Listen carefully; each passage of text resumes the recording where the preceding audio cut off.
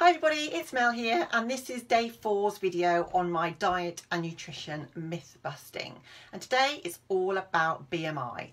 So my statement is BMI is a useful indicator or measure of health. So BMI stands for Body Mass Index. It tells us if our body weight is proportional to our height. And by doing our weight and height measures, we can be told whether we are of a healthy weight, underweight, overweight or obese to varying degrees of severity, if you like. Now BMI is a really simple tool, and because of that it has a number of limitations. So the most obvious one is that when you step on the scales, generally your scales do not tell you, in terms of the weight of your body, does not tell you how much of that weight is muscle and how much is fat. And I bet you know that old saying that muscle weighs more than fat. So that for me is a really sort of poor indicator of health, because our body fat percentage and body fat distribution pattern can actually give us quite useful information about our potential health risk factors. Now, in terms of weight, our weight on the scales, it does not define us.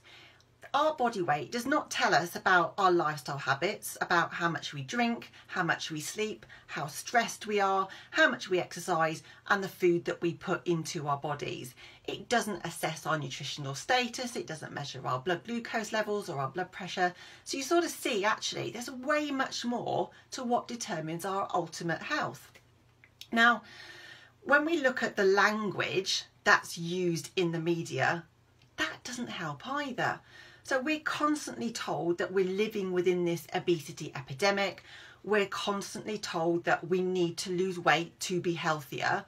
And we get articles like we did last week that said the Western diet is killing more people than smoking. Okay, now here's the thing. No, diets do not kill. A piece of bacon is not going to jump out in the street in the dark and knife you in the back. Knife crime kills, gun crime kills. Diets do not kill.